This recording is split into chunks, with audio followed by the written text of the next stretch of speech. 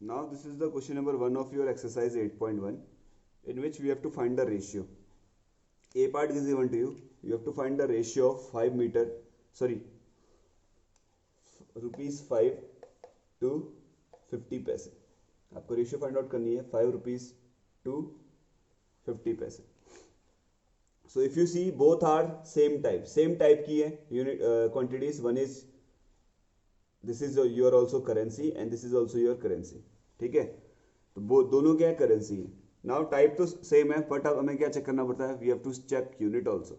यहाँ पे यूनिट क्या है करेंसी की, रुपीज. यहाँ पे करेंसी की यूनिट क्या है, पैसे. तो हमें क्या करना होगा, same type and same unit के बीच में क्या कंपैरिजन क्या रेशियो से कर सकते हैं. तो पहले हमें क्या करना पड़ेगा, what we have to do, we have to convert these currencies into what, same unit में कन्वर्ट कर सकते हैं. So for converting rupees to paisa, rupees को पैसे कन्वर्ट में what operation we use multiply, and paisa to rupees we use what, division operation को use करते हैं.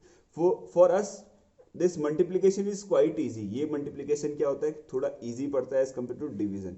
सो हम वो कन्वर्जन यूज करेंगे जो इजी होगा, दैट इज मल्टीप्लीकेशन. तो हम क्या करेंगे, रुपीज को किस में कन्वर्ट करेंगे बेटा, पैसे में कन्वर्ट करेंगे. आप पैसे को यूपीज में कन्वर्ट करके भी कर सकते हो, but that will be quite lengthy. उसमें आप डिवीजन करोगे, उसके बाद डेसिमल में कन्वर्ट करोगे, that will B lengthy, but answer will be coming the same. But हमें इजी मेथड की ओर मूव करना है, तो दैट विल बी व्हाट, रुपी को किस में कन्वर्ट करना, पैसे में कन्वर्ट करना. ठीक है, so we know that 1 rupees equal to how money paisa, 1 rupees equal to what, 100 पैसा.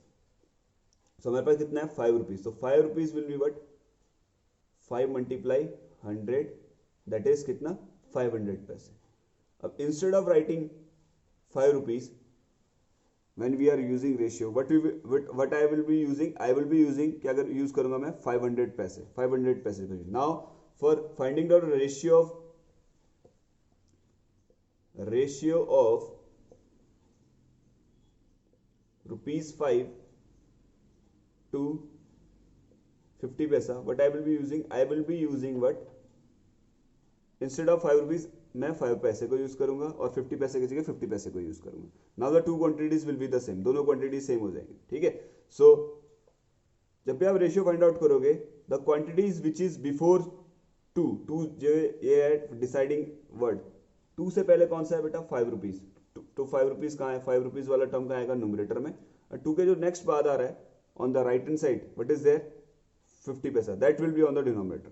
तो 2 से जस्ट पहले लेफ्ट में गया है बेटा आपका 5 रुपीज. तो 5 rupees we have converted into what, paisa. तो that will be 500 p upon 2 के जस्ट बाद क्या है, नेक्स्ट राइट हैंड साइड में, दैट इज 50 पैसा. तो that we will be writing 50.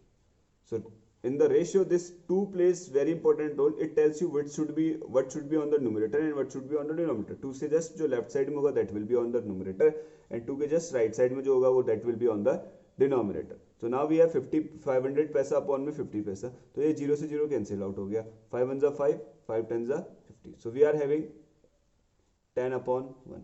यहाँ के बाद आप यूनिट नहीं लिखोगे, यूनिट भी क्या होगी, कैंसिल आउट हो जाएगी. रेशियो की कोई यूनिट नहीं होती, ratio is unitless. There is nothing paisa, metre, centimetre, kilometre, gram, KG, nothing is there, it is just a number.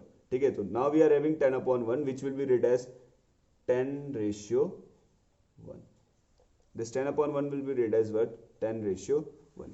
I hope you all understood the concept. First, the two quantities should be of same type.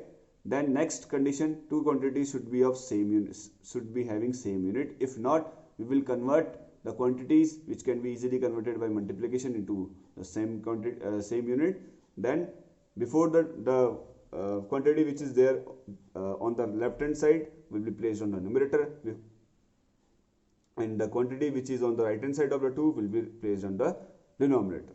Now we will move to the next part, that is the D part of this exercise 8.1 question number 1. जो remaining part होंगे B part और C part, that you will do by yourself as a homework. So now move to the D part of this question number 1. Now the D part of the question is 30 days. We have to find out the ratio of 30 days to 36 hours.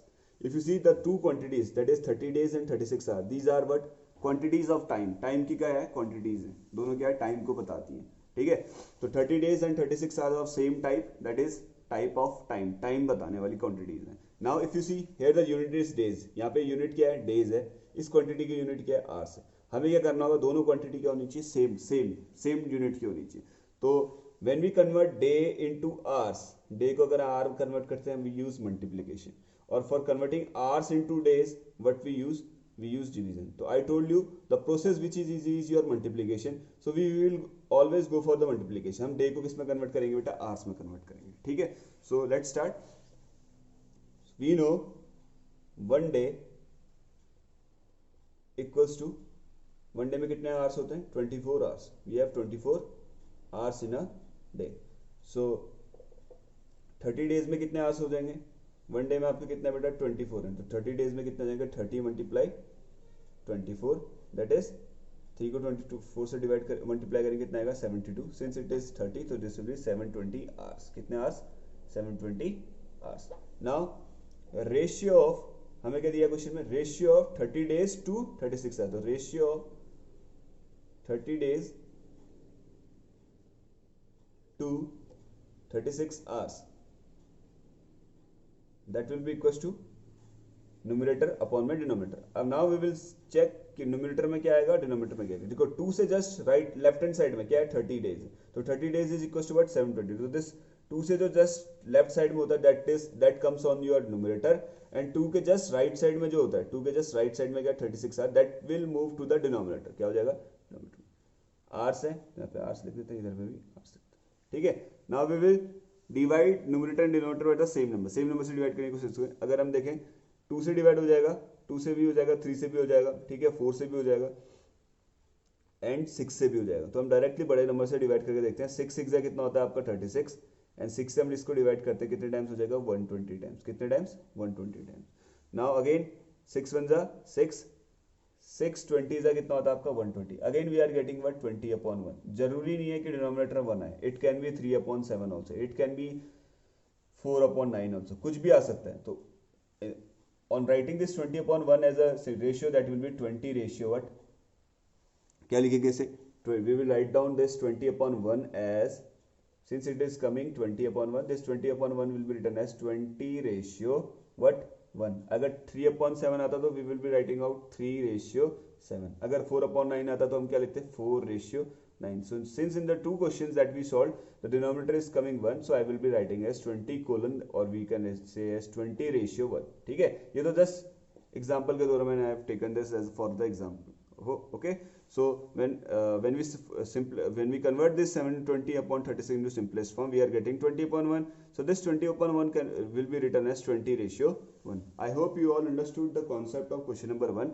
now I will move to the next part, that is question number 2 of your exercise 8.1। so question number 1 है B part and C part that you will do by yourself as a homework। so now move to the question number 2, which is based on the concept of unitary method that you have studied in your 6th class।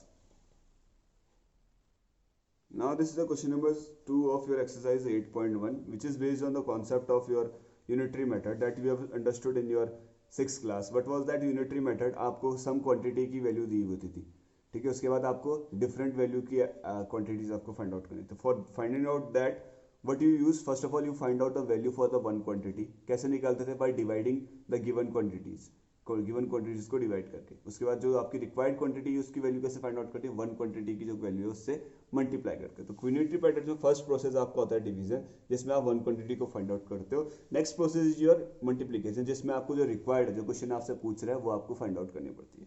Let's move to this question number 2। This question number 2 says in a computer lab there are 3 computers for every 6 students। एक computer lab में 3 computers है, किसके लिए, 6 students के लिए। now the question says how many computer will be needed for 24 students, 24 hours लिख दिया मैंने। how many computers are needed for 24 students, 24 students के लिए हमें कंप्यूटर की कितने कंप्यूटर की जरूरत पड़ेगी, that he is asking। so if you see 6 students को कितने कंप्यूटर की जरूरत पड़ी है बेटा 3 कंप्यूटर्स को। तो हम निकालेंगे 1 स्टूडेंट्स को कितने कंप्यूटर की जरूरत पड़ी है by dividing the two quantities को divide करके। then we have to find out the how many computers will be needed for 24 students। 24 students के लिए कितने कंप्यूटर नीडेड होंगे कैसे पता चलेगा, एक का पता चल गया, क्या करेंगे, you will multiply the for the 24, then we will get the computer needed for the 24 students। so let's start this unitary method question। so हमें क्या फाइंड आउट है, कंप्यूटर। तो फर्स्ट अपन हम कंप्यूटर से लेंगे, कंप्यूटर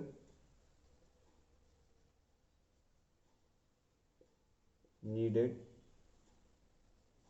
फॉर 6 स्टूडेंट्स के लिए जो कंप्यूटर की जरूरत है, कितने कंप्यूटर की जरूरत है, how much, 3 computers. This is given to 6 students के लिए 3 कंप्यूटर्स की रिक्वायरमेंट है। ओके, सो हमें 1 स्टूडेंट्स के लिए कंप्यूटर नीडेड फॉर 1 स्टूडेंट्स, एक स्टूडेंट्स की कंप्यूटर की जो जरूरत है वो कैसे फाइंड आउट करेंगे, बाय डिवाइडिंग द 2 क्वांटिटीज। तो हम क्या करेंगे, इक्वल्स टू के लेफ्ट राइट हैंड साइड में उस क्वांटिटी को किससे डिवाइड कर देंगे, जो क्वांटिटी किसमें लेफ्ट हैंड साइड में, दैट इज 6। 3/6 कंप्यूटर्स की रिक्वायरमेंट पड़ेगी एक स्टूडेंट्स को, ठीक है। This is 3/6। कैसे निकलता है 1 का, बाय डिवाइडिंग द 2 क्वांटिटीज को डिवाइड करके क्या निकल जाता है, 1 क्वांटिटी की वैल्यू फाइंड आउट हो जाती है। नाउ हमें कितनी क्वांटिटीज की वैल्यू फाइंड आउट करें, 24 क्वांटिटीज। हम लिखेंगे computer needed for 24 students. 24 students के लिए कंप्यूटर की नीड हमें फाइंड आउट करनी। तो 1 स्टूडेंट्स की नीड कितनी है, 3/6। तो 24 की क्या हो जाएगा, 3/6 मल्टीप्लाई 24, 3/6 मल्टीप्लाई 24, इतने कंप्यूटर्स की क्या होगी, रिक्वायरमेंट होगी, ठीक है। Now we will solve these two, हम इन दोनों को सॉल्व करते हैं। तो दिस इज मल्टीप्लीकेशन, तो 24 के डिनोमिनेटर में कुछ नहीं है, तो 24/1 होगा, ठीक है। Now what we will do, we will if it is cancelling out we will cancel out, ठीक है। तो ये 2 6 और ये 24 है, this can be easily cancel out. तो हो जाएगा 6 1 6, 6 4 से कितना होता है आपका 24। So we are getting numerator में 3 and 4 and on the denominator 1 is 1, then 3 × 4 is your 12 and 1/1 is your 1। तो this is coming 12/1 which is equal to what, 12 only. तो हमें कितने कंप्यूटर की रिक्वायरमेंट होगी, 12 कंप्यूटर्स की। कितने कंप्यूटर्स की, 12 कंप्यूटर्स की रिक्वायरमेंट होगी। So I hope you understood this question number 2 of your exercise 8.1 also. So the remaining part of this, no remaining part. The remaining part of question number 1 you will do by yourself as a homework. So with this we finish off with the today's class. That's all for today. Have a good day. Thank you. Jai Hind.